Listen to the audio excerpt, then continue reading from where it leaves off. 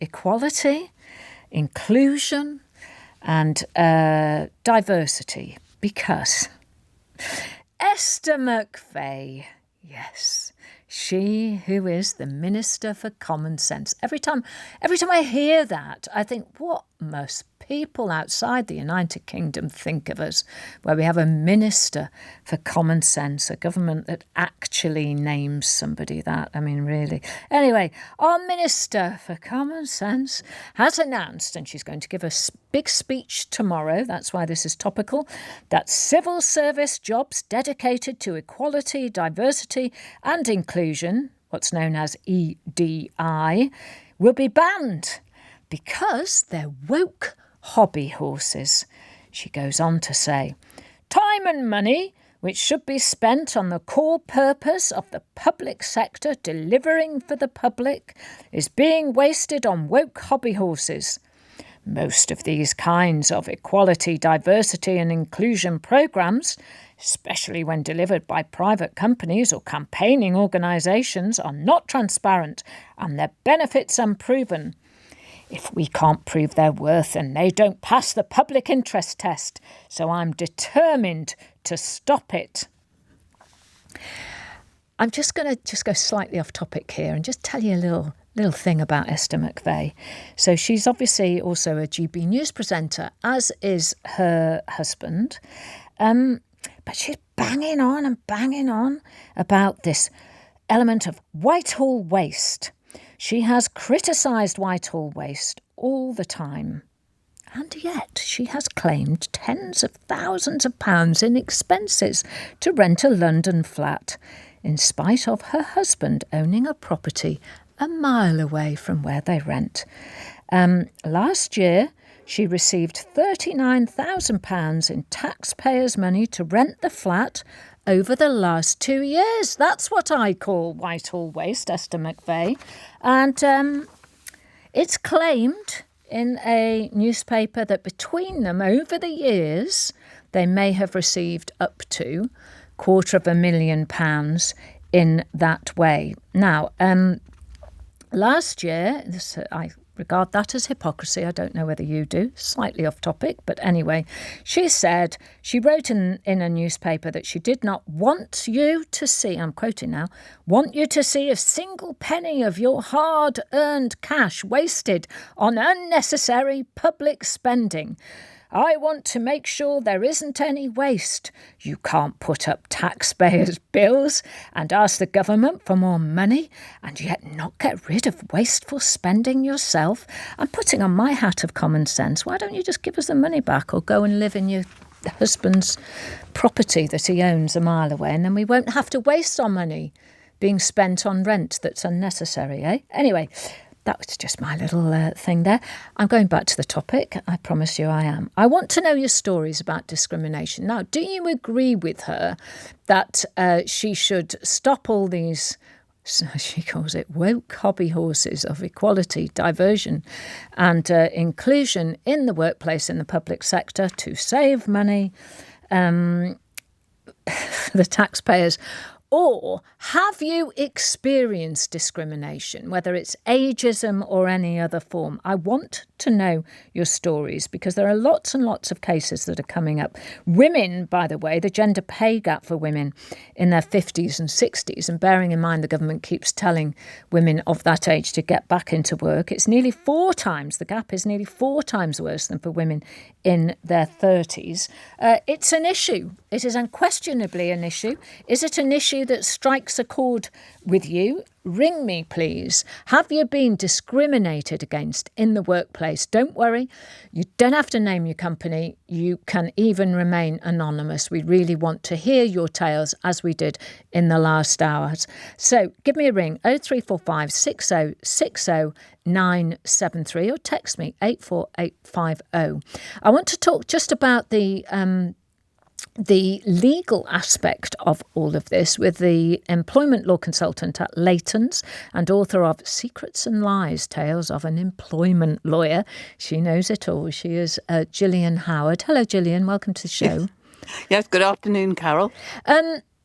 Just Tell me, because there was the 2010 Equalities Act, where we stand at the moment in terms of discrimination. Let's say I'm a 55-year-old woman in the workplace. What's a typical sort of story there? A typical story is you're lucky if you've got a job at age 55 and you're a woman. There is still shocking discrimination against women, particularly in the higher paid, more senior roles. And there's a huge amount of ageism. There's a huge amount of discrimination against certain disabilities, against ethnic minorities, against people with what are called protected beliefs, those who, for example, believe in gender critical views. Perhaps one might think that that's correct, but there is something called the freedom of expression. That is counterbalanced by the right of those who are hurt by those with gender critical views, for example, not to be harassed or discriminated against. But there's a huge amount of discrimination. And quite frankly, having an EDI, an Equality, Diversity and Inclusion advisor dedicated to that role, is probably nonsense, because what you need to do is have people right at the top of your organisation who set the standards.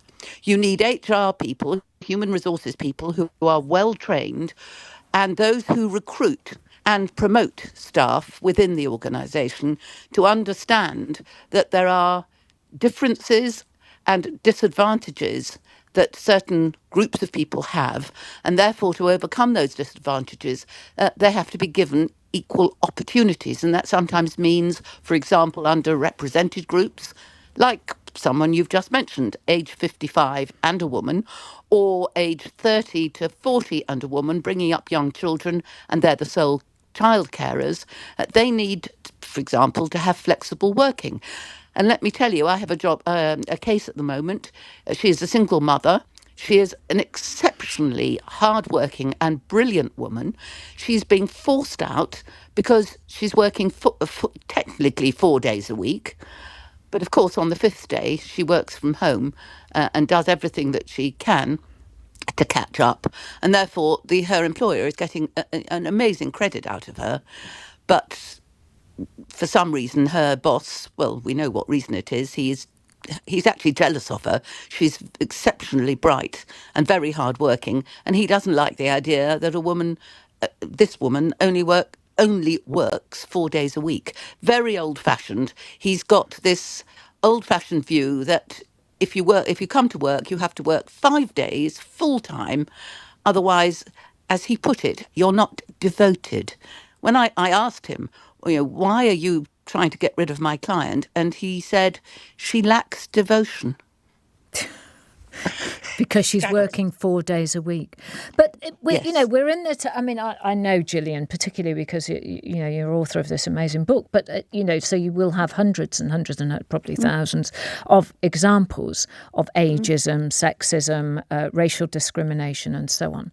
So Esther McVey is going to make this speech tomorrow. And from what she has said to certain newspapers, she says it's all a waste of money, these extra diversity jobs, if you like, where people are trying to stop, their job is to try to stop discrimination in the public sector. What would you say to her if she goes ahead with this speech tomorrow? I think I'd say to her, you ought to be focusing on a much bigger picture, just as you have said in your introduction, that there's probably a huge amount of waste, both in central and local government, and that's what they should be focusing on, not on one specific aspect where EDI, equality, diversity and inclusion, is incredibly important. Many managers don't really understand it. They need help. They need training. Employers need incentives to understand how underrepresented groups like women, childbearing women, ethnic minorities, etc., those with disabilities, need to be encouraged and invited into work because they have lots to offer. But she is focusing on completely the wrong thing. Gillian, can I ask you one other thing? Because I'm already getting lots of calls and so on. That in these sort of culture wars, we see possibly some of the more ridiculous end of things being publicised as though that would be typical of one of these jobs. And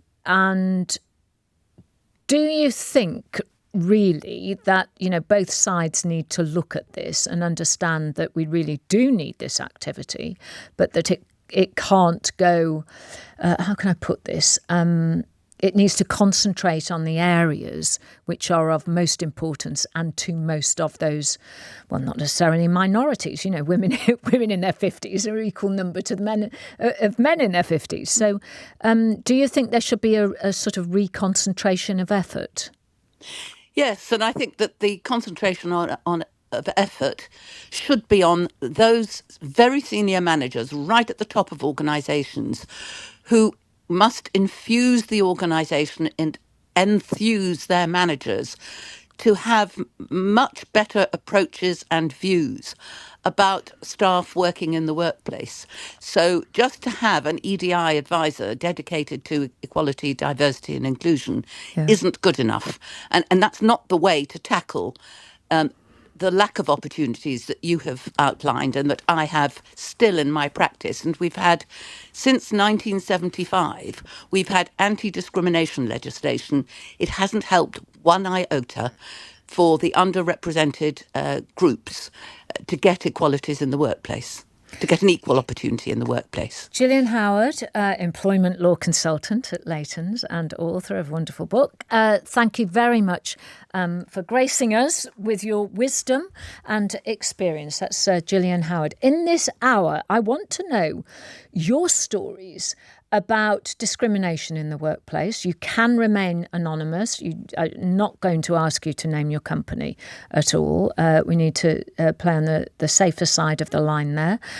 But I really want to know your experiences, because it's only by sharing experiences that we begin to know the scale and the depth of an issue. This is all based on the fact that Esther McVey, the Minister for So-Called Common Sense, will be speaking tomorrow and saying that she's saving taxpayers' money by doing away with these woke hobby horse jobs, which are dedicated to equality, diversity and inclusion. You might even agree with her.